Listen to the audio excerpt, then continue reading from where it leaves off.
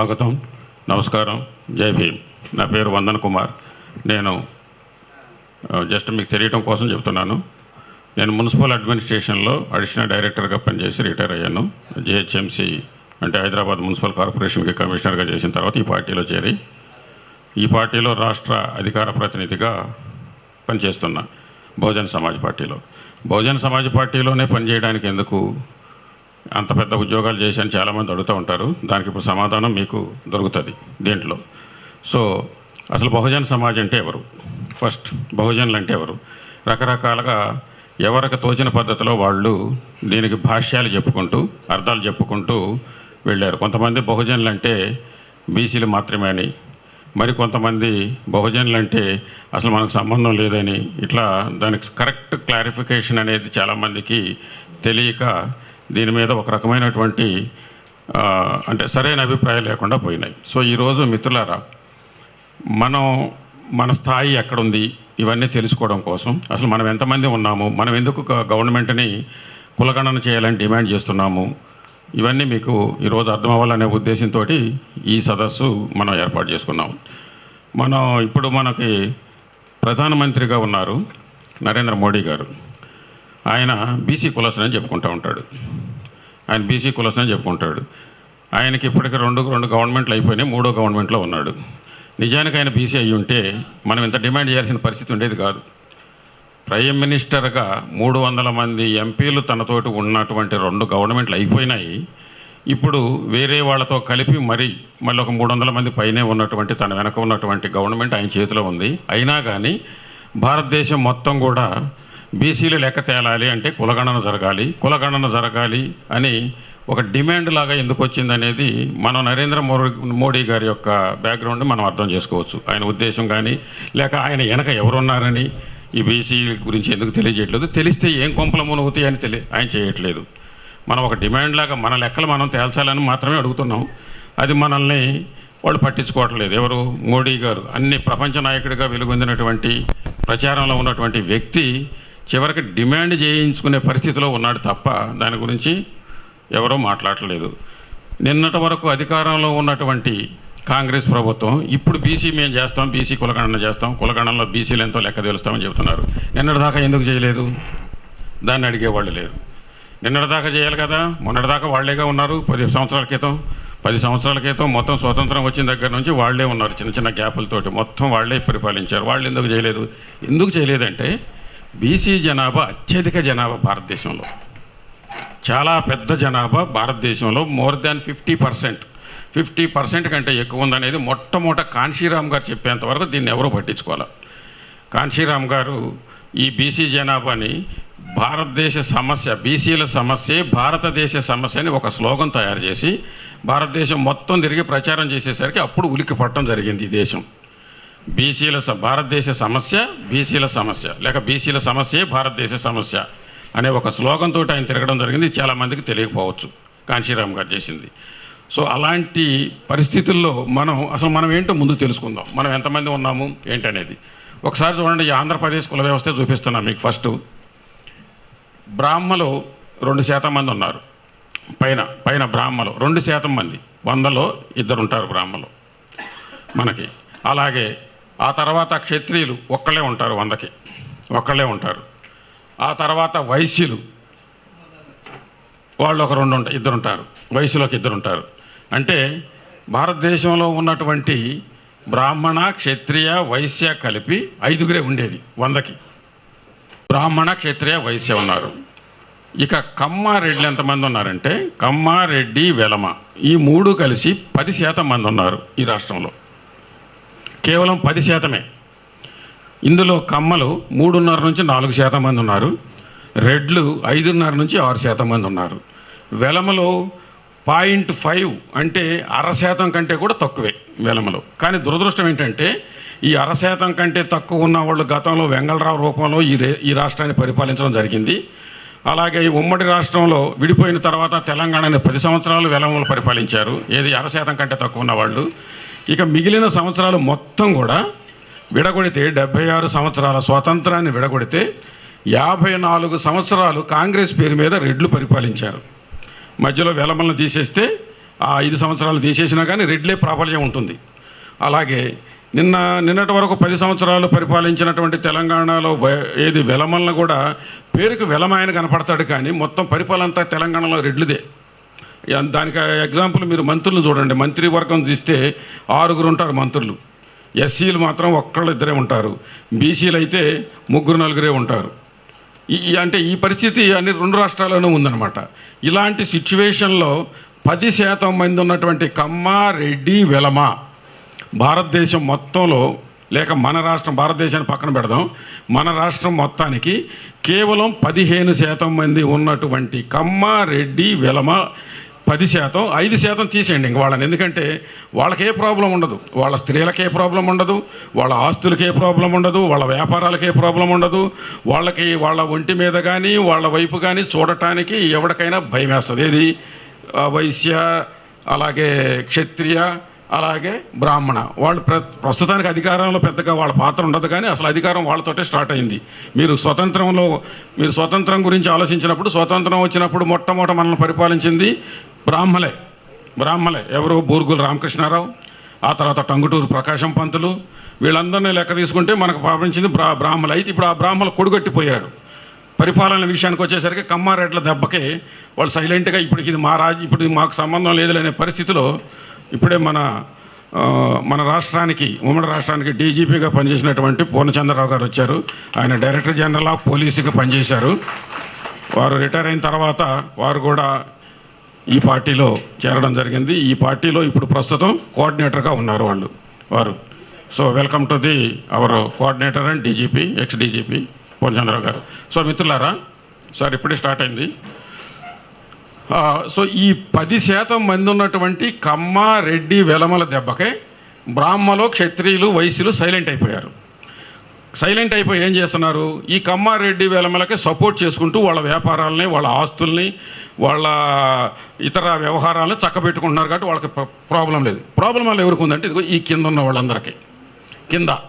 ఇప్పుడు ఆ 15% మంది యాక్చువల్గా కాపు, తెలగ, బలిజ, ఒంటర ఇలాంటి కులాలు కొన్ని ఉన్నాయి. పెరిక కూడా ఉంటుంది ఈ లిస్టులో. ఏది? కాపులు మేము 15% అని చెప్తున్నారు. యాక్చువల్గా ఈ 15%లో ఒరిజినల్ కాపులకు వచ్చేసరికి 5% ఉంటారు. ఒరిజినల్ కాపులు. ఆ ఒరిజినల్ కాపులు ఎక్కడ ఉంటారంటే గోదావరి జిల్లాలో మాత్రమే ఉంటారు. మిగిలిన వాళ్ళు ఇప్పుడు ఒంటరి ఉంది బీసీ, అలాగే బలిజ బీసీలో ఉన్నారు, తెలగల్లో కొంతమంది బీసీలు ఉన్నారు, అలాగే పెరికని చెప్పాను కదా, వాళ్ళు బీసీ స్టేటస్ అనిపిస్తున్నారు. అలాగే కాపుల్లో 300 కాపులు, మేము కాపులు అని చెప్పుకుంటారు, 300 కాపులు బీసీల్లో ఉన్నారు. తూర్పు కాపులు ఉన్నారు, వాళ్ళు ఏం చెప్తారు? బీసీ స్టేటస్ అనిపిస్తారు. But at the same time మీరు ఇప్పుడు నేను ఆ ఏరియాలో పనిచేసా, విజయనగరం ప్రాంతంలో, అక్కడంతా తూర్పు కాపులే ఉంటారు. వాళ్ళు ఏం చెప్తారంటే మేము తూర్పు కాపులం కాదండి, కాపులమే అంటారు. కాపులనే చెప్తారు తప్ప ఊరు కాపులని చెప్పరు. మనం తూర్పు కాపులు అంటే బీసీ స్టేటస్ ఇచ్చింది గవర్నమెంట్. బట్ వాళ్ళు అంటే అప్పుడు ఆ బీసీ స్టేటస్ని కూడా తీసుకొచ్చి బీసీని తీసుకున్నప్పుడు అప్పుడు ఏమవుతుందంటే బీసీలు ఇక్కడ ఒరిజినల్గా 53% అవుతారు వాళ్ళని తీసేసినప్పుడు. అప్పుడు కాపులు ఎంతమంది? 5% ఉంటారు. ఆ 15లో వాళ్ళు లెక్కేసుకునే 15లో 5% ఒరిజినల్ ఉంటే ఆ మిగిలిన 10% కూడా కలుపుకొని వాళ్ళు 15 అని చెప్పుకుంటున్నారు. కాబట్టి బీసీలు వచ్చేసరికి 53% ఉంటారు, 52 పైన ఉంటారు. అలాగే ముస్లింలు 5%, ఎస్సీలు 16%, ఎస్టీలు 6%. ఇది ఇప్పుడు పరిపాలనకు దూరమైనటువంటి కులాలు. సో ఇప్పుడే జస్ట్ కాపులు ఏమయ్యారంటే తెలివిగా ఎందుకు అంటున్నానంటే మరి మనకి ఇంకా తెలివి రాలేదనే ఉద్దేశంతో చెబుతున్నా. తెలివిగా ఏం చేశారంటే ఒక మెట్టు కిందకి దిగి కమ్మలతో కలిశారు. ఒక మెట్టు కిందకి దిగారు వాళ్ళు, కాపులు కమ్మలతో కలిశారు. కమ్మలతో కలవడానికి ముందు మీరు ఒక్కసారి గుర్తు చేసుకోండి, 50 సంవత్సరాలు కాదు, 1989 నరుక్కున్నారు. కమ్మల్ని ఎంటబడి కాపులు నరికేశారు ఈ జిల్లాలో. మనం ఉన్నటువంటి ఇప్పుడు ఈ ప్రాంతంలో కమ్మల షాపుల్ని తగలబెట్టారు. సినిమా హాల్ అయినా, ఫంక్షన్ హాల్స్ అయినా జనాన్ని కూడా ఎంటబడి చంపారు. భారతదేశ చరిత్రలో, ఆంధ్రప్రదేశ్ చరిత్రలో 53 రోజులు నిర్విఘ్నంగా కంటిన్యూస్గా ఏమంటాం దాన్ని, కర్ఫ్యూ జరిగింది ఆంధ్రప్రదేశ్లో, ముఖ్యంగా విజయవాడ ప్రాంతంలో. ఈ ప్రాంతంలో ఎందుకు? కాపులకి కమ్మలకి గొడవ వచ్చింది. రంగాన్ని చంపడంతోనే కాపులు రివోల్ట్ అయిపోయి కమ్మల్ని వేటాడి చంపేశారు. వెనకబడి, ముఖ్యంగా అవినిగడ్డ ప్రాంతంలో అయితే వెంటపడ్డారు. సో అలాంటి కాపులు కమ్మల వైరుధ్యం ఇవాళ కలిసిపోయారు. ఎందుకు చెప్తున్నా ఈ పాయింట్ అంటే, మనం విడిపోయి ఉన్నటువంటి కులాలు మనం కలవలేకపోతున్నాం కాబట్టి మనం ఖచ్చితంగా ఈ పాయింట్ చెప్పుకోవాలి. మనం ఎప్పుడు విడిపోవడానికి ఆనందపడిపోతుంటాం, బట్ వాళ్ళు అంత వైరుధ్యం డైరెక్ట్గా మన కళ్ళ ముందు, ఇది ఎప్పుడో స్వతంత్రం పూర్వం ముందు కాదు, లేకపోతే 1000 ఏళ్ళకు ముందు కాదు జరిగింది, మన కళ్ళ ముందు మొన్న జరిగిన సంఘటన. అలాంటి వాళ్ళు అధికారం కోసం, అంటే అధికారంలో ఉన్న మజా మనకు తెలియలా, వాళ్ళకి తెలుసుకున్నారు. వాళ్ళు ముందు వాళ్ళు ఏం చేశారు, చిరంజీవి గారితో అధికారం వస్తుందని భావించారు, వాళ్ళు ఫెయిల్ అయ్యారు, రాలా. కాబట్టి అప్పటి నుంచి ఎత్తులేసుకుంటూ వాళ్ళు ఏం చేశారంటే, లాభం లేదు, మనం ఎక్కడో చోట ఒక మెట్టు దిగాల్సింది అనుకున్నారు, దిగారు, ఇవాళ అధికారాన్ని అనుభవిస్తున్నారు. సో అది. ఆ తర్వాత ముస్లింలు, ఇంక వాళ్ళకి బీసీలకి ఎస్సీలు ఎస్టీలకి ఇదంతా ఒక కేటగిరీ, వీళ్ళకి అధికారాలు లేవు. బీసీలు వచ్చేసి 53% అనుకుంటున్నాము, ఎస్సీలు వచ్చేసి 16, ఎస్టీలు 6. ఇదిగో వీళ్ళంతా కూడా అణిచివేయబడిన కులాలు. మీరు ఆ లెఫ్ట్ సైడ్ చూడండి, 85%. కాంశీరామ్ గారు చెప్పిన సూత్రం ఇదే. 15% వెర్సెస్ 85%. 15% వ్యతిరేకంగా 85%. ఆ 85% ఎవరంటే వీళ్ళు. ఇది కాంశీరామ్ గారి సూత్రాల్లో ప్రధానమైనటువంటి ఈక్వేషన్ అనమాట, ప్రధానమైన ఈక్వేషన్ కాంశీరామ్ గారు చెప్పిన దాంట్లో. సో ఆ ఈక్వేషన్ ప్రకారం 15% ఎప్పుడు అధికారంలో ఉంటారు, అలాగే వీళ్ళు ఎప్పుడు కూడా 85% అధికారానికి దూరంగా ఉంటారు.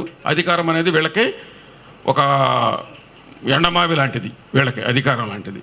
సో కాబట్టి ఇవాళ మనం ఏం చేసుకుంటున్నాం, మనం అడుగుతున్నాం ఎవరిని, డిమాండ్లు. ఎంతసేపు మన పరిస్థితి ఎట్లా ఉందంటే, ఇంకా కాగితాలు ఇచ్చి డిమాండ్ చేసుకునే పరిస్థితి. ఇంతమంది ఉండి కూడా మా కులగణన చేయండి అని మనం అడుక్కునే పరిస్థితిలోనే ఉన్నాం. ఇంతమంది ఉండి 85% మనం ఉండి మా కులగణన చేయండి, మా లెక్కలు ఎంతో తేల్చండి, మా లెక్కల ప్రకారం మాకు ఏమొస్తుందో చెప్పండి అనే పరిస్థితిలోనే మనం ఉన్నాం అనమాట. సో మిత్రులారా, ఇది మన జనాభా. దీంట్లో ఇంకొక చిన్న మన ఇక్కడ ఇది చూడండి, ఈ స్లైడ్ చూడండి, కులాల కుంపటి. ఇది 242 కులాలు వెర్సెస్ 2 కులాలు. ఇక్కడ మీరు 240లో 2 పడలేదు, 0 పడింది. ఒకసారి చూడండి, బీసీలు 100. ఓకే కాదు సార్, 242 మనం 2 వాళ్ళు, అది అందుకని మిస్టేక్. అయ్యా ఇదిగో అందుకని లెక్క పక్కన పెట్టాను. చూడండి ఒకసారి, బీసీ కులాలు ఎన్ని ఉన్నాయో చూడండి, 131 ఉన్నాయి బీసీ కులాలు. అలాగే ఎస్సీ కులాలు ఎన్ని ఉన్నాయి, 61 ఉన్నాయి. ఎస్టీ కులాలు 35 ఉన్నాయి. ముస్లింలు మనం ఒకళ్ళే అనుకుంటాం, 15 కులాలు ఉన్నాయి. గుర్తుపెట్టుకోండి, 10 అంటే ఎంత, మన కులాలన్నీ కలిపితే ఎన్ని చెప్పాలి, మీరు కొంచెం రెస్పాండ్ అవ్వాలి. ఎస్, 242 కులాలు. నేను పైన రాశాను చూడండి, అక్కడ మనం రాసాం 2 వెర్సెస్ 240 అంటే మనకు చివరికి 2 కులాలు. ఆ 2 కులాలే ఎంజాయ్ చేస్తున్నారనమాట. ఆ 2 కులాలు ఇక్కడ చూడండి, పక్కన రాశాం. కులాంధ్రప్రదేశ్ అని ఆ స్లైడ్ ఉంది. అందులో సగం విడగొట్టినప్పుడు ఒక పక్క వైఎస్ఆర్ కుటుంబం, అలాగే వైసీపీ పార్టీ, కాంగ్రెస్ పార్టీ, రెడ్లు సగం కనపడుతుంది కదా అందరికి. అది ఇక్కడ దీన్ని మనం అర్థం చేసుకోవడానికి చూడండి. ఈ పక్కకు వస్తే కమ్మ, అలాగే టీడీపీ, ఎన్టీఆర్ కుటుంబం. ఇక్కడ ఎన్టీఆర్ కుటుంబంలో ఎన్టీఆర్ కుటుంబంలో బీజేపీ కూడా భాగమే. మీరు అది అబ్జర్వ్ చేయండి. ఎన్టీఆర్ కుటుంబంలో బీజేపీ అనేది కూడా ఒక భాగమే. కూర్చోండి. పురంధేశ్వరి ఎన్టీఆర్ కూతురు, ఎన్టీఆర్ అల్లుడు టీడీపీ. వాళ్ళంతా కలిసి ఏం చేశారు, ఎన్టీఆర్ కుటుంబంలో సగం వాళ్ళు వెళ్తున్నారు, ఇంకో సగం వచ్చేసరికి వైఎస్ఆర్ కుటుంబం. ఇక్కడ కూడా చూడండి, కాంగ్రెస్ షర్మిల చెల్లెలు, వైసీపీ అన్న, వాళ్ళు వైసీపీ కుటుంబం, వాళ్ళది రెడ్లంతా మొత్తం. అంటే 2 కుటుంబాలు, 2 పార్టీలు, 2 కుటుంబాలు, 2 పార్టీలు. మరి మన పరిస్థితి ఏంటి, 4 పార్టీలు అవి. అంటే 2 కుటుంబాలు, ఒక్కొక్క కుటుంబం 2 పార్టీలను మేనేజ్ చేస్తున్నాయి, ఒక్కొక్క కుటుంబం 2 పార్టీలను మేనేజ్ చేస్తున్నాయి. అంటే 2 కుటుంబాలు, 2 పార్టీలు, 4 అది మొత్తం 2 కులాలు, 2 కుటుంబాలు, 4 పార్టీలు.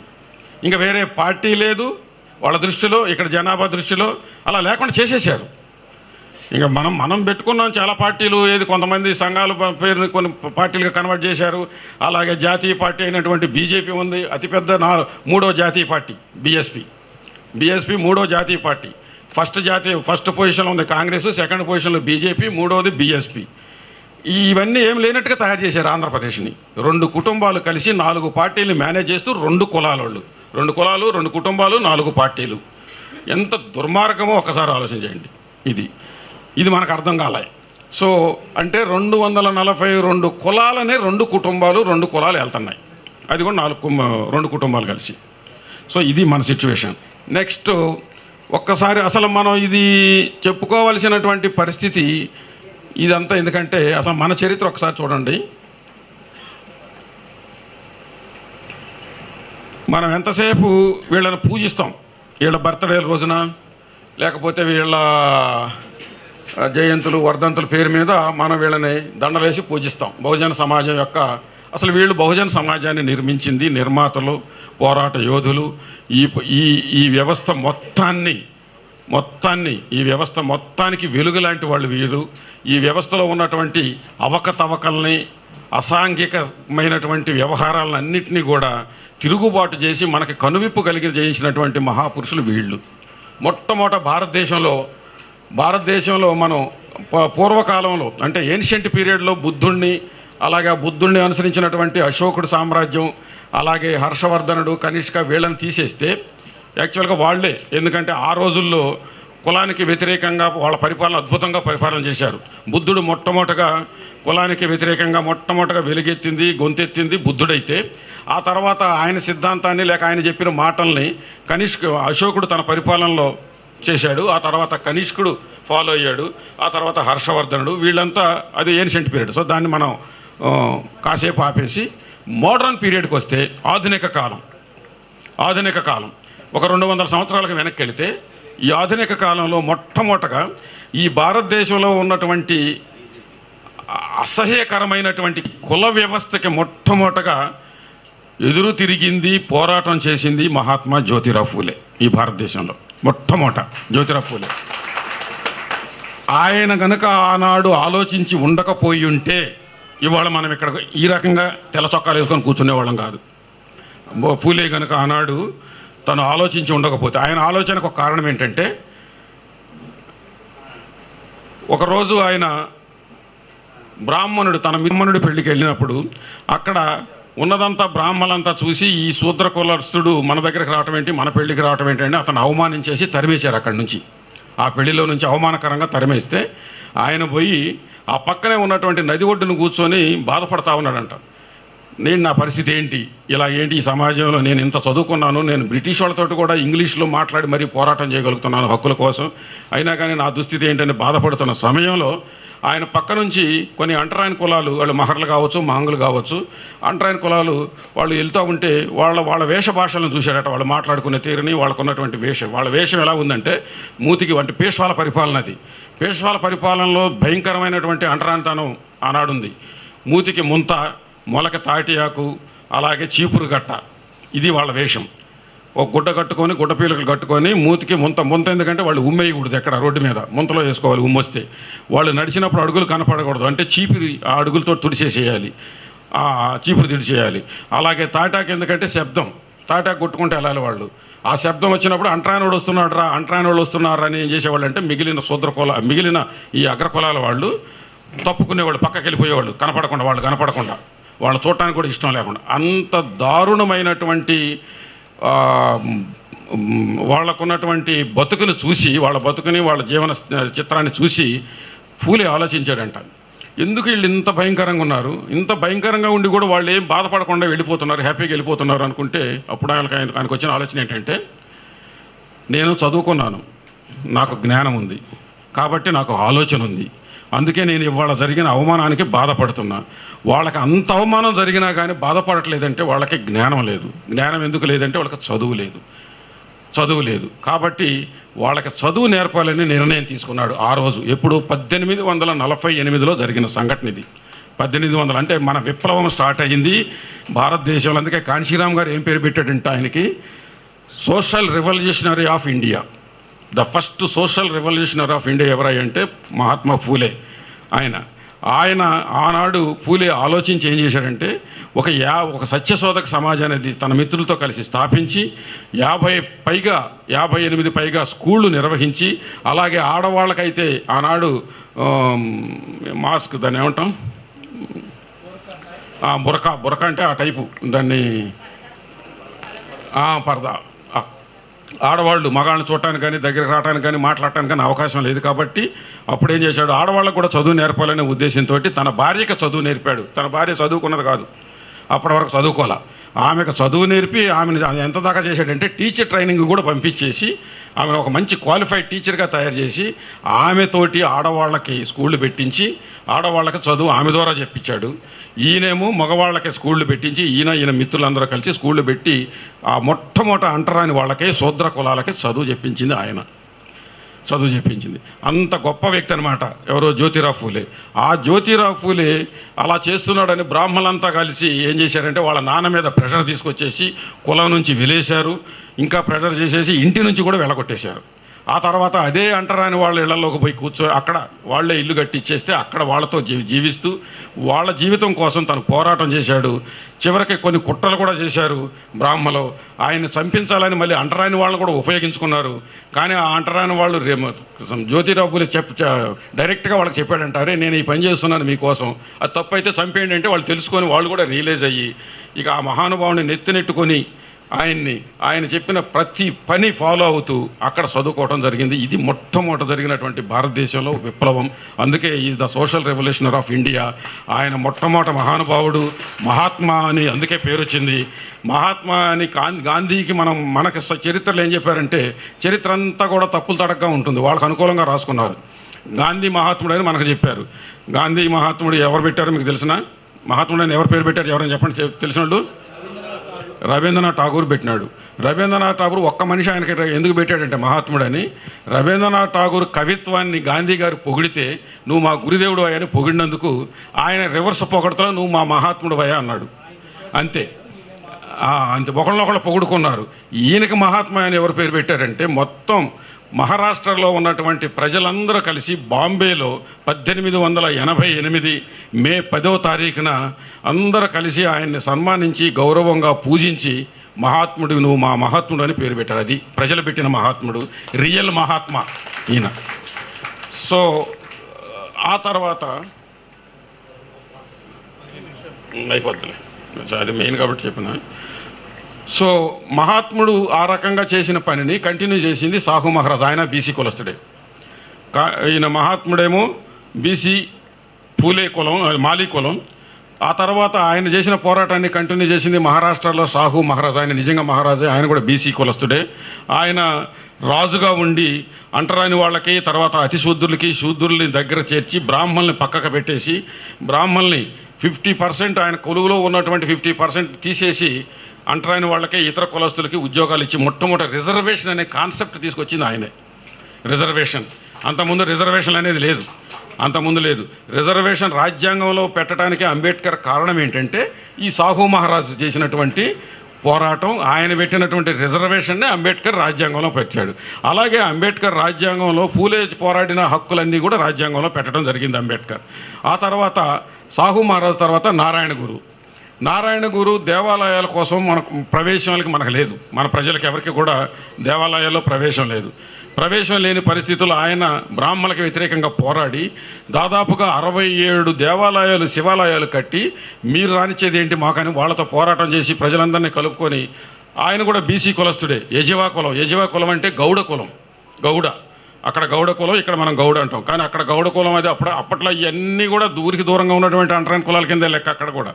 సో అలాంటి పరిస్థితుల్లో బ్రాహ్మణులకు వ్యతిరేకంగా 67 పైగా శివాలయాలు కట్టి ఆ శివాలయాల్లో అందరికీ ప్రవేశం కల్పించి రండి ఇక్కడికి రండి, దేవుడు మనకి ఎక్కడ ఉన్నాడు, వాళ్ళ దగ్గరికి పోవాల్సిన అవసరం లేదని పోరాటం చేసినటువంటి వ్యక్తి. అలాగే రాత్రి బడుల ద్వారా మనకు చదువు చెప్పించాడు. అలాగే ఇంకా అంటరానితనం మీద పోరాడాడు.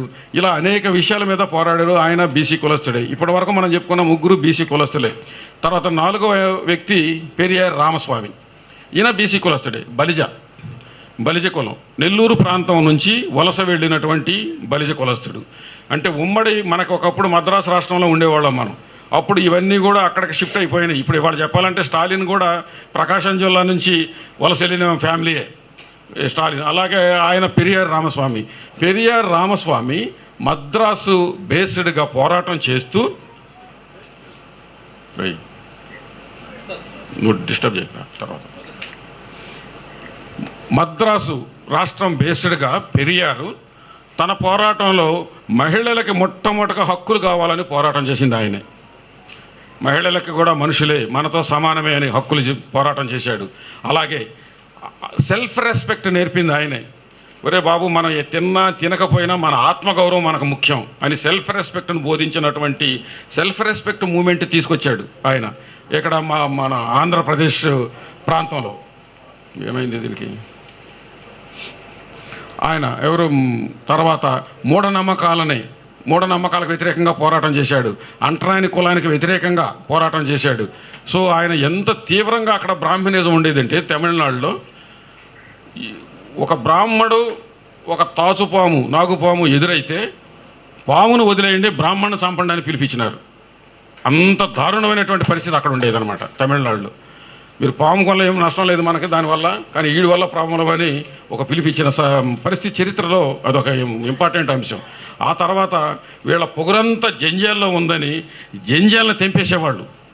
బ్రాహ్మణులకి వెంటబడి వాళ్ళ జంజాలను తెంపేసేవాళ్ళు. అప్పుడు వాళ్ళు చొక్కాలు వేసుకోవడం మొదలు. అంత బ్రాహ్మణులు ఇప్పటికే చొక్కాలు ఎందుకు వేసుకోరు తెలుసా మీకు? ఎందుకు వేసుకోవాలనుకున్నా వాళ్ళు జంజం కనపడటం కోసం. జంజం ఎందుకు కనపడాలనుకుంటారో తెలుసా? ఆ జంజంలోనే వాళ్ళకున్న రెస్పెక్టు, వాళ్ళకున్న గౌరవము, వాళ్ళకున్న గొప్పతనం ఫీల్ అవుతూ ఉంటారు. అది తెలుసుకున్నటువంటి పెరియారు వాళ్ళ జంజాలను తెంచేసేయమని పిలిపించడం జరిగింది. వెంటబడి మరీ జంజాలు తెంచారు. దాంతో చొక్కాలు వేసుకోవడం ప్రారంభించారు. అయినా కానీ వెతికి మరీ జంజాలు తెంచేసినారు. అంత భయంకరమైన చరిత్ర తమిళనాడులో జరిగింది. ఆయన బీసీ కులస్తుడే. సో ఈ నలుగురు పోరాటాన్ని మీరు ఒక్కసారి ఆ పాయింట్లు చూడండి. ఈ నలుగురు చేసిన పోరాట ఫలితాలు డాక్టర్ బాబాసాహెబ్ అంబేద్కర్ తనకొచ్చిన అవకాశాన్ని ఉపయోగించుకొని తన పోరాటంతో రాజ్యాంగ సభకు ఎన్నికయ్యి ఆయన ఇవన్నీ కూడా రాజ్యాంగంలో పొందుపరిచాడు. ఇవన్నీ బీసీల. అందుకే కాన్షీరామ్ గారు ఏమంటారంటే, మన బీసీలు ఎస్సీలు కలిసి రాసుకున్నటువంటి రాజ్యాంగం మనది. అలాంటి రాజ్యాంగాన్ని ఇవాళ మనువాదులు బీజేపీ ఆర్ఎస్ఎస్ నీడలో ఈ రాజ్యాంగాన్ని మార్చాలని చూస్తున్నారని ఎప్పుడు 2000 సంవత్సరంలో పోరాటం ప్రారంభించినాడు కాన్షీరామ్ గారు. అప్పుడు చాలా వాజ్పేయి గవర్నమెంట్లోనే రాజ్యాంగం మార్చాలని చూస్తే దానికి వ్యతిరేకంగా అనేక సభలు, సమావేశాలు, సింపోజియంలు, సెమినార్లు పెట్టాడు కాన్షీరామ్ గారు దానికి వ్యతిరేకంగా. సో దురదృష్టం ఏంటంటే మనం మెయిన్ స్ట్రీమ్కి దూరంగా ఉండటంతో మనకి ఇవన్నీ తెలియదు. అందుకే కాన్షీరామ్ గారు ఇంకో మాట ఏం చెప్తాడంటే, బీసీలు ఆనాడు భారతదేశంలో మొట్టమొదటగా అంటరాని కులాలని ఇతర వెనుకబడిన అప్రెస్డ్ అయినటువంటి లేకపోతే అణిచివేయబడినటువంటి కులాలకి మొట్టమొదటగా బీసీలే మార్గదర్శకులు. వాళ్లే ముందుకు తీసుకొచ్చారు. వాళ్లే మనల్ని ఈ వ్యవస్థలో మనల్ని ముందుకు తీసుకొచ్చినటువంటి వాళ్ళే. దురదృష్టవశాత్తు ఇవాళ బీసీలు మెయిన్ స్ట్రీమ్కి దూరంగా మనువాదాన్ని నమ్మేసి మనువాదంలో కూరుకుపోయి ఉన్నారు. వాళ్ళని ఎన్లైట్ చేయాల్సినటువంటి బాధ్యత డాక్టర్ బాబాసాహెబ్ అంబేద్కర్ ఇచ్చిన రిజర్వేషన్ల ద్వారా ఎవరైతే పైకొచ్చారో వాళ్ళు బీసీలు కావచ్చు, ఎస్సీలు కావచ్చు, ఎవరైతే వచ్చారో ఎస్టీలు కావచ్చు, ఆ బీసీలని లేక ఎస్సీలని మళ్ళీ ఎన్లైట్ చేయాల్సినటువంటి బాధ్యత మనదే అని కాన్షీరామ్ గారు చెప్పడం జరిగింది. చాలా ఎంత విజన్తో చెప్పాడు చూడండి కాన్షీరామ్ గారు.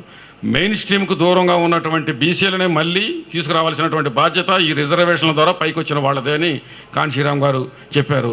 సో ఈ కాన్షీరామ్ గారు ఏం చేశారు, ఈ ఫూలే గారిని, సాహు మహారాజ్ గారిని, నారాయణ గురు, పెరియార్ రామస్వామి వీళ్ళందరినీ చరిత్ర మరిచిపోయింది.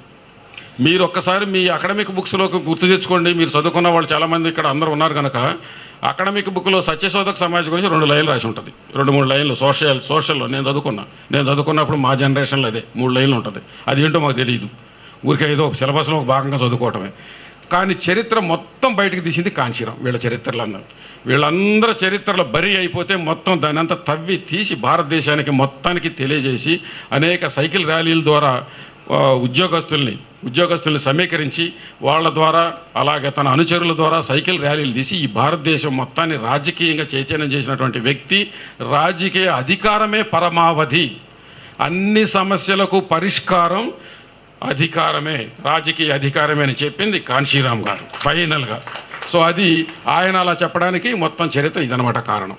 ఈ చరిత్రను బేస్ చేసుకునే కాన్షీరామ్ గారు ఆ రకంగా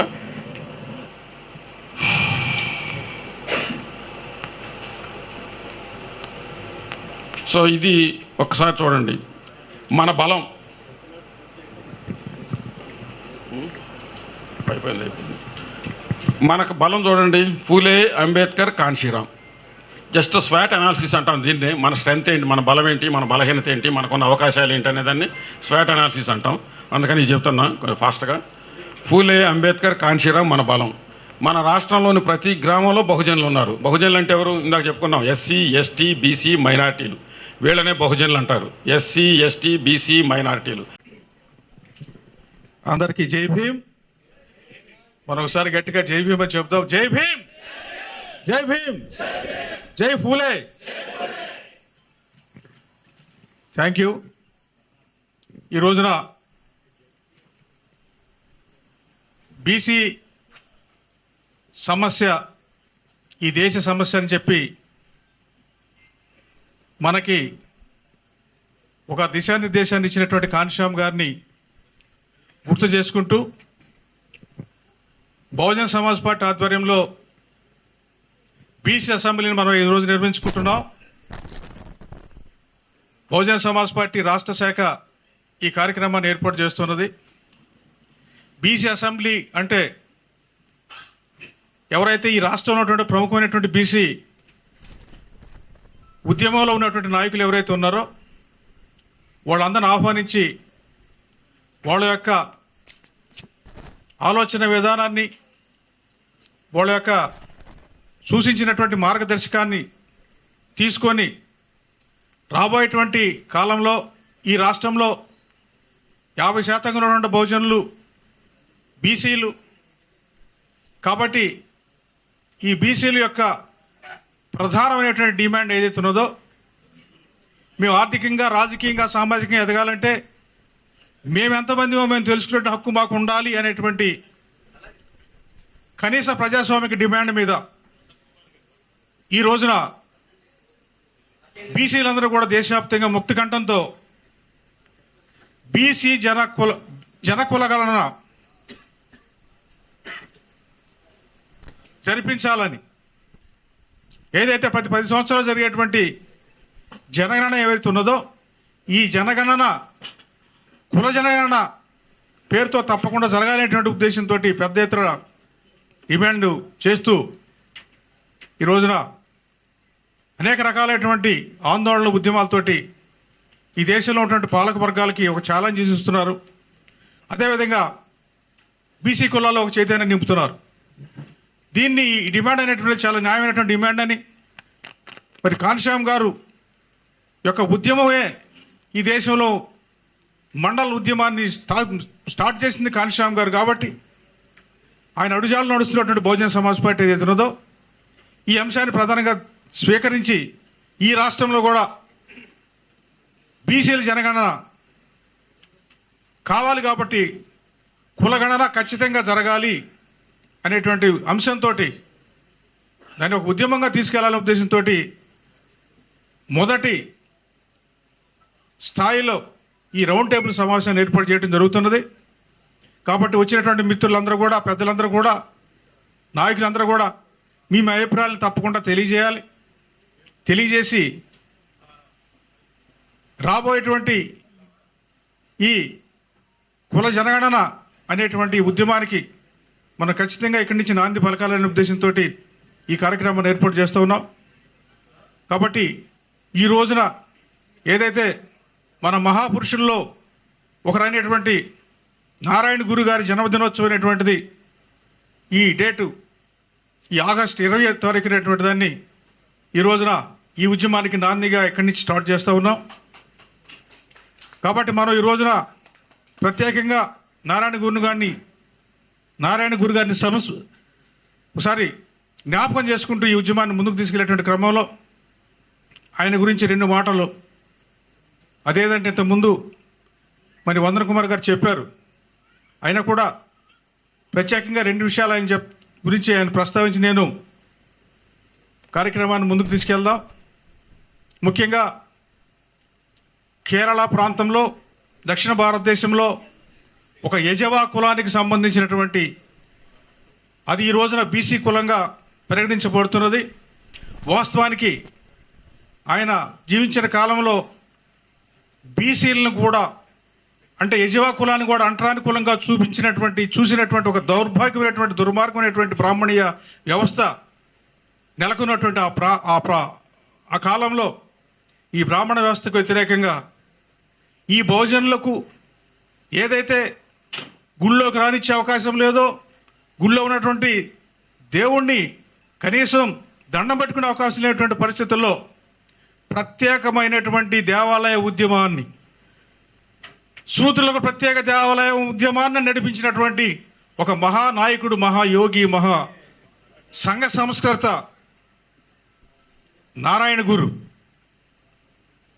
ఆయన మేమే దేవాలయాల్ని స్థాపించాలి, మేమే దేవుళ్ళని స్థాపించాలి, మేమే పూజలు చేయాలనేటువంటి ఈ బ్రాహ్మణీయ ప్రధానమైనటువంటి ఈ కార్యక్రమానికి వ్యతిరేకంగా ఆయన నిలబడి మేమే గుళ్ళు కడతాం, మేమే దేవుళ్ళు ప్రతిష్ఠిస్తాం, మేమే పూజారులుగా ఉంటాం, మా గుళ్ళకు వచ్చేటువంటి చందాలను మేమే కలెక్ట్ చేసి దీన్ని మా సామాజిక అభివృద్ధి కోసం ఉపయోగిస్తామని చెప్పి ఒక ఉద్యమాన్ని నడిపినటువంటి ఆయన మరి నారాయణ గురు గారు.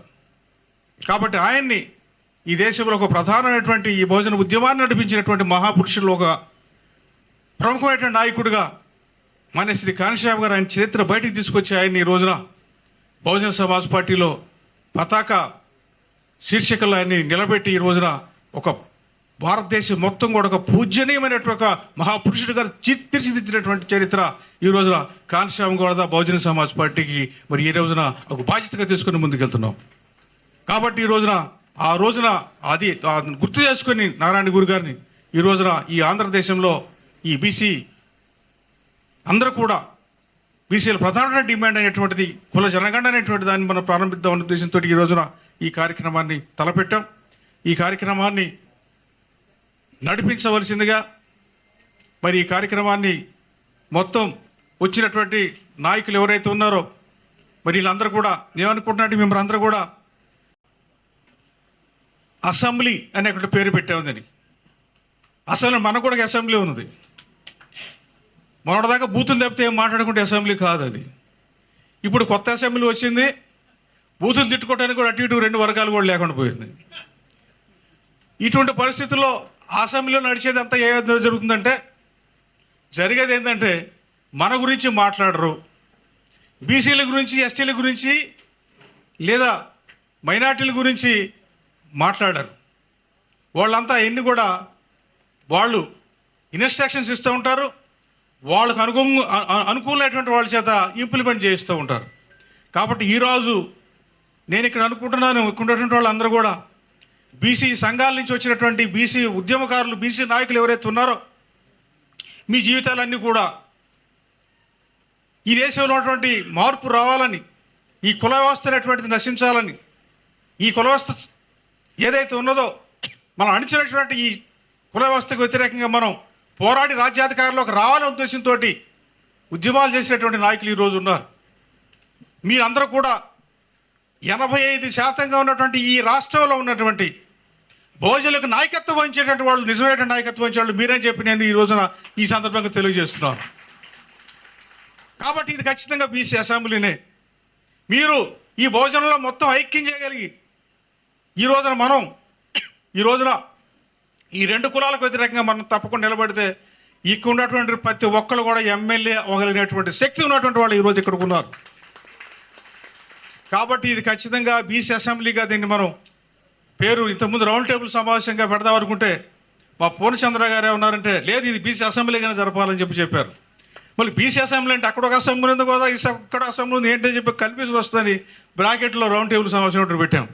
కాబట్టి ఈ బీసీ అసెంబ్లీని నిర్వహించవలసిందిగా మరి గౌరవనీయులైనటువంటి పూర్ణచంద్ర గారు బహుజన సమాజ్ పార్టీ ఆంధ్ర రాష్ట్ర కోఆర్డినేటర్ వారిని సవినయంగా ఆహ్వానించి ఈ కార్యక్రమం నడిపించవలసిందిగా విజ్ఞప్తి చేస్తున్నాను. జై భీమ్. Thank you. జై భీమ్, జై ఫూలే. సో ఈ మన బిఎస్పి రాష్ట్ర అధ్యక్షులు పరంజ్యోతి గారు, వైస్ ప్రెసిడెంట్ గౌతమ్ కుమార్ గారు, మరి మిత్రులు శంకర్రావు గారు, అలాగే సెంట్రల్ యూనివర్సిటీ నుంచి ఇచ్చేసినటువంటి మీరు ఒకసారి నుంచోండి. ఈయన స్కాలర్, యంగస్టర్, మన OBC scholar, national president, OBC students national president. ఈయన హైదరాబాద్ నుంచి ప్రత్యేకంగా దీనికి వచ్చారు. మేము అక్కడ ఇంటరాక్ట్ అవుతూ ఉంటాం. చాలా ఇన్ఫర్మేషన్స్ అవన్నీ నేషనల్ స్థాయిలో జరిగేవన్నీ చెప్తూ ఉంటారు ఆయన. మేము డిస్కస్ చేస్తూ ఉంటాం. తర్వాత వందన్ కుమార్ గారు అద్భుతంగా ఇప్పుడు మనకి విషయాలన్నీ చెప్పారు. మనం ఇక్కడ ఈ వేదిక మీద ఉన్నామంటే ఆ మహాపురుషుల చలవ అని చెప్పి మనం ఖచ్చితంగా చెప్పుకోవాలి. అలాగే తదితర పెద్దలకి, మరి జగ్గైపేట నుంచి పూర్ణచంద్రరావు గారు వచ్చారు. నా పేరు ఉన్న ఆయన కాబట్టి ఈజీగా నాకు గుర్తుంది, వేరే పేర్లు నాకు గుర్తులేదు కాబట్టి మీరు క్షమించండి. రెండోది ఏంటంటే ఇక్కడ మా ఫెసిలిటీస్ బహుశా మీకు అంత గొప్పగా అనిపించకపోవచ్చు. అయితే ఒకటి మాత్రం మీరు గుర్తించాలని చెప్పి కోరుతున్నా. ఇక్కడ బహుజన్ సమాజ్ పార్టీలో ఎవరైతే సానుభూతి పరులుగా ఉన్నటువంటి ఎంప్లాయీస్ చందాలతో మనం ఇక్కడ ఈ ప్రోగ్రాం జరుపుకుంటున్నాం. ఇది ఎక్కడా కూడా బయట పోయి వసూలు చేసుకొచ్చి పెట్టుకునేటువంటిది కాదు. వేరే సంఘాలు ఏవైతే మనకు ఏవైతే పేర్లు ఉంటాయో, మనం బయట ఒక చెడ్డ పేరు ఏదైతే ఉంటుందో అటువంటి పేరు లేకుండా స్వచ్ఛంగా కష్టపడి సంపాదించినటువంటి డబ్బుల ద్వారానే ఇది చేస్తున్నాం. మరి కొన్ని లోటుపాట్లు ఉంటే ఉండొచ్చు, మీరు అన్యదా భావించొద్దు. ఇంతవరకు రోజు రెగ్యులర్గా అటెండ్ అయ్యే వాళ్ళందరికీ తెలుసు, ఈ ప్రభుదాస్ గారు కానీ బిఎస్పి కార్యకర్తలందరికీ తెలుసు ఉన్న సాధక బాధకాలు. మరి మీరంతా గెస్ బీసీ అసెంబ్లీ పేరును వచ్చిన వాళ్ళందరికీ మీకు అంత గొప్పగా అనిపించకపోవచ్చు, కానీ మరి సాధ్యమైనంత వరకు పరంజిత్ గారు చాలా శ్రద్ధ తీసుకుని పుష్పరాజు గారు ద్వారా, తర్వాత ఇక్కడున్న పెద్దల ద్వారా మంచిగా ఏర్పాట్లు చేయడానికి ప్రయత్నించారు. సో ఈ సమావేశంలో ముఖ్యంగా ఏంటంటే మనం మాట్లాడుకుంటే నేను అసలు ఎందుకు బహుజన్ సమాజ్ పార్టీలో చేరానో మీకు నేను చెప్పాలి.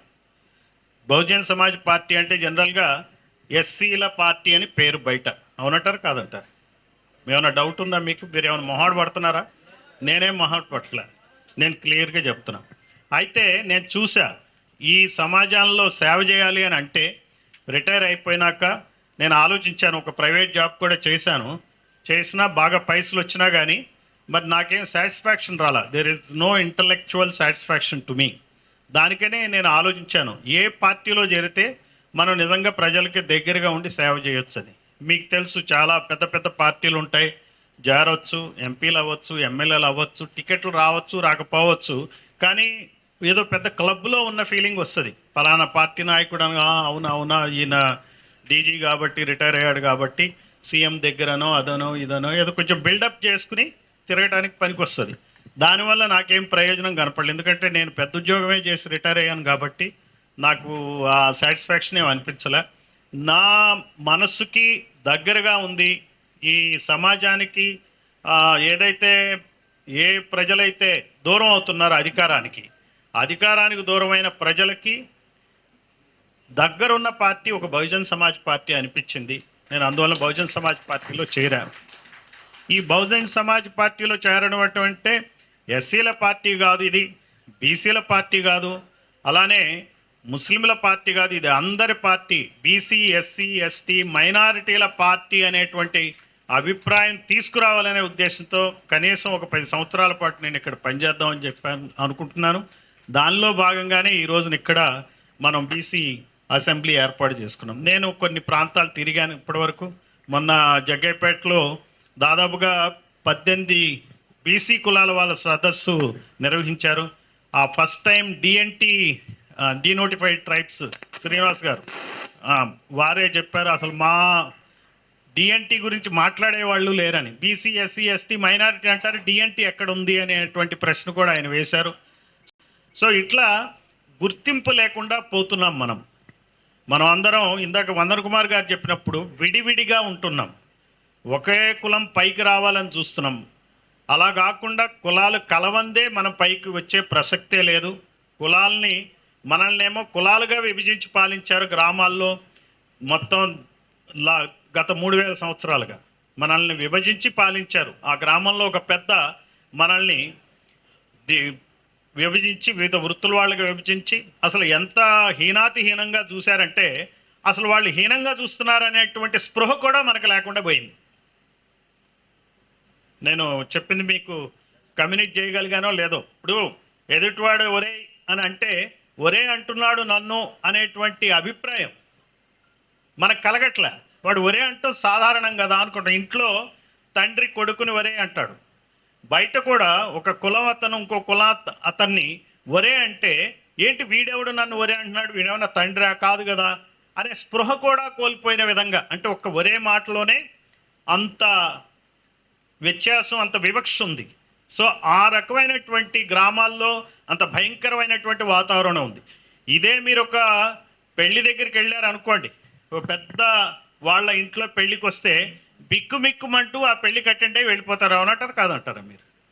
ఎందుకంటే అక్కడంతా చూస్తారు, పెద్ద పెద్ద వాళ్ళు వస్తారు వెళ్తూ ఉంటారు, వాళ్ళని చూస్తూ మనం నోట్లో వేలు పెట్టుకుని కామ్గా మనం బయటకు వచ్చేస్తుంటాం. అవునంటారు కాదంటారు? అంటే 100కి 85 మంది పరిస్థితి అదే. మనకి ఎటువంటి ఆత్మగౌరవం లేదు, ఆత్మస్థైర్యం లేదు.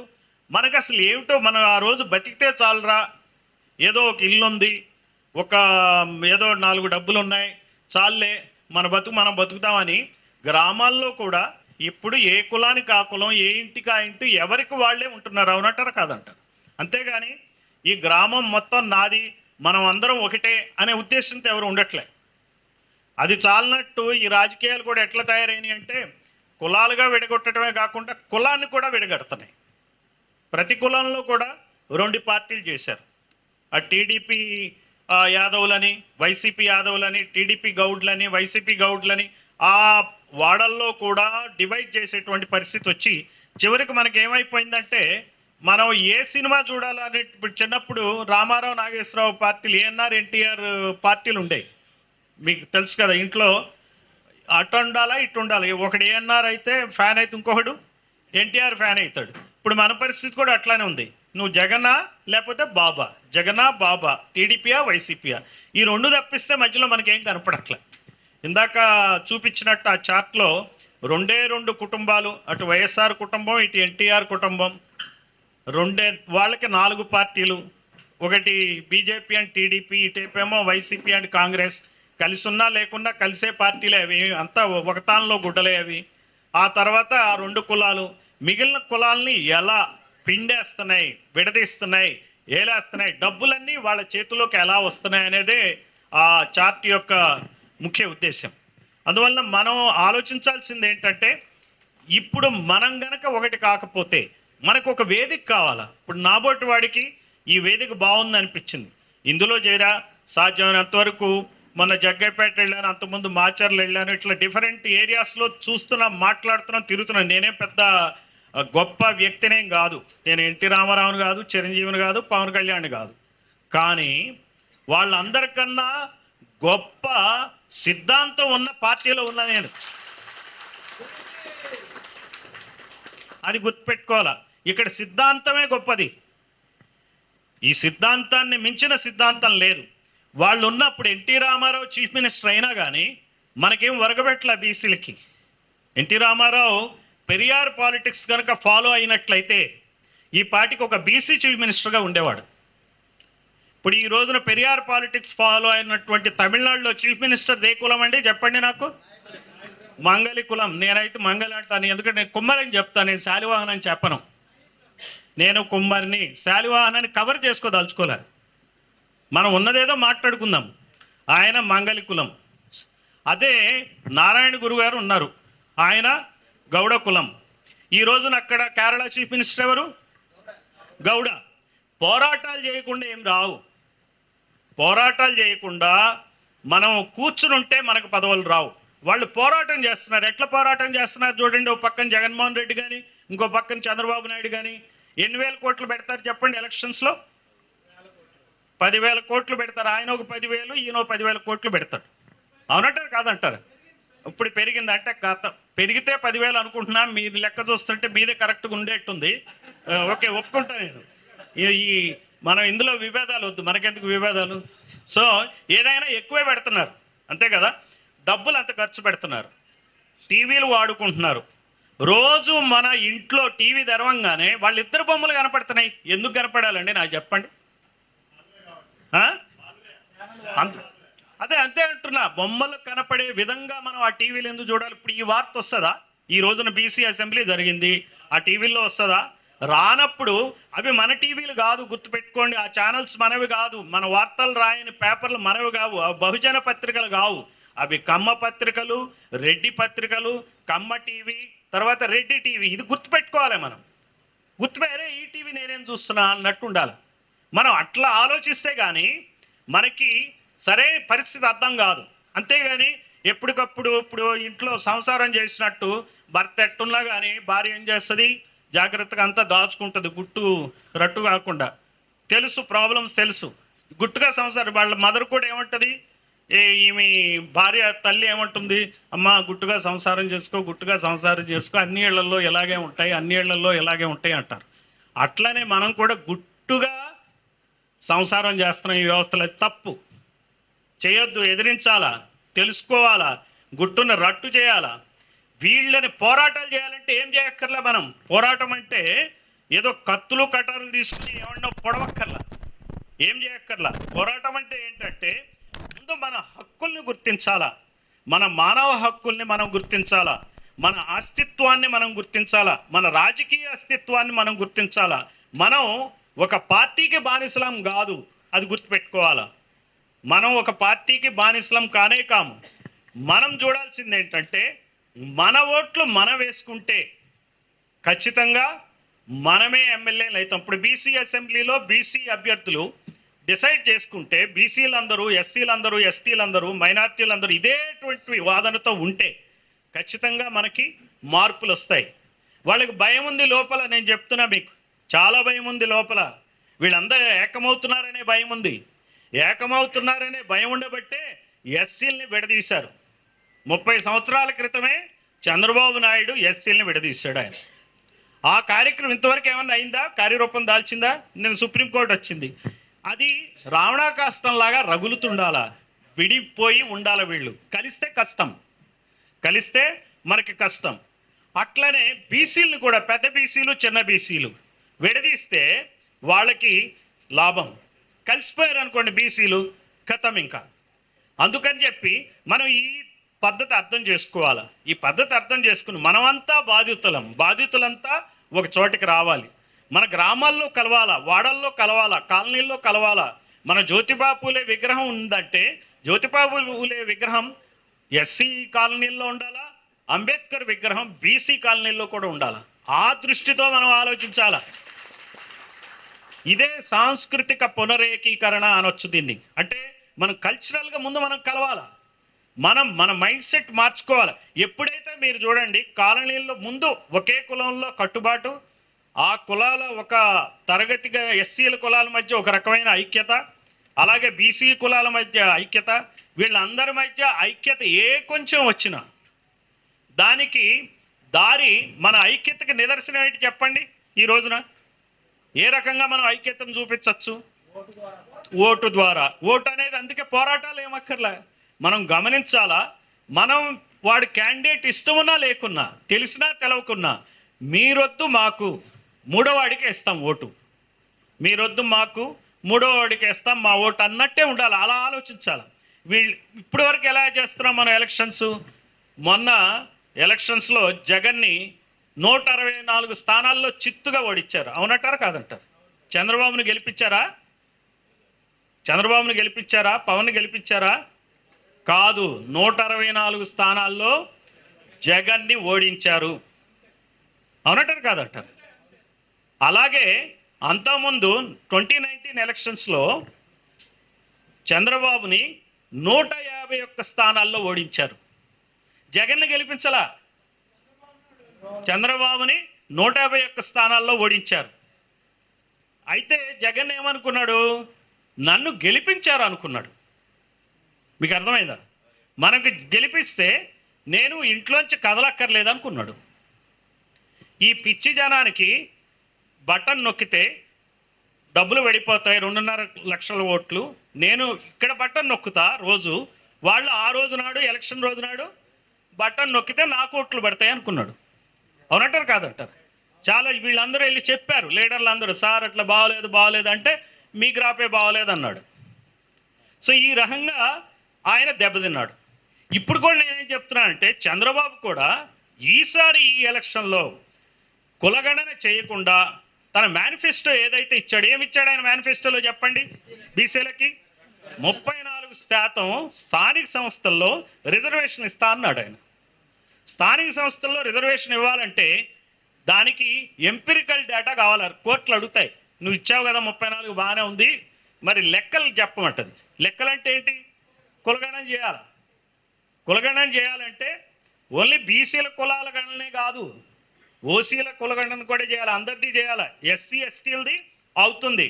బ్రిటిష్ వాళ్ళ పుణ్యమా అని, అంబేద్కర్ పుణ్యమా అని 1881 నుంచి 1881 నుంచి బ్రిటిష్ కాలంలో అన్ని కులాల గణన చేశారు బ్రిటిష్ వాళ్ళు. ఎందుకు చేశారు చెప్పండి? బ్రిటిష్ వాళ్ళు వాళ్ళ రాజ్యం సుస్థిరంగా ఉండాలా, కమ్మవాళ్ళు ఎంతమంది విద్యాధికులు, బ్రాహ్మణులు ఎంతమంది విద్యాధికులు, రెడ్లు ఎంతమంది విద్యాధికులు, లేకపోతే ఎవరికి ఎంత డబ్బు ఉంది, ఇవన్నీ తెలిస్తే రేపొద్దున ఎవరిని ఎక్కడ ఎలా కంట్రోల్ చేయాలనేది తెలుస్తుంది. కాబట్టి వాళ్ళు వాళ్ళ రాజ్యాన్ని సుస్థిరం చేసుకోవడానికి చేశారు. అది స్వార్థమే, కానీ వాళ్ళు కులగణన చేశారు. ఇప్పుడు కూడా మన వాళ్ళు చేయట్లే. ఎందుకని? వాళ్ళ రాజ్యాన్ని సుస్థిరంగా ఉంచుకోవటం కోసం. అక్కడ రాజు తన రాజ్యం సుస్థిరంగా ఉండాలంటే కులగణన చేశాడు, అందరినీ కంట్రోల్ చేయడానికి ప్రయత్నించాడు. 1881 నుంచి ప్రతి 10 సంవత్సరాలకు ఒకసారి 1931 వరకు చేశారు కులగణన. అన్ని కులాల గణన చేశాడు. ఎప్పుడైతే మనకు స్వాతంత్రం వచ్చిందో, ఎస్సీ ఎస్టీ రిజర్వేషన్స్ ఎప్పుడైతే వచ్చినాయో 1951 నుంచి కాంగ్రెస్ గవర్నమెంట్ ఓన్లీ ఎస్సీ ఎస్టీల కులగణనే చేసింది. అలానే రిలీజియన్స్ యొక్క వాళ్ళ గణన కూడా చేసింది. మతాల గణన, ముస్లిమ్స్, హిందూస్, పార్సీస్, సిఖ్లని. ఎందుకంటే అక్కడ పాకిస్తాన్ విడిపోయింది, అవసరం వచ్చింది కాబట్టి వాళ్ళు అట్లా చేశారు. అంటే నేను చెప్పొచ్చేది ఏంటంటే 51లో ఈ మన బీసీల రిజర్వేషన్ ఇవ్వటం కోసం అంబేద్కర్తో పాటు వాళ్ళు నెహ్రూని అడిగితే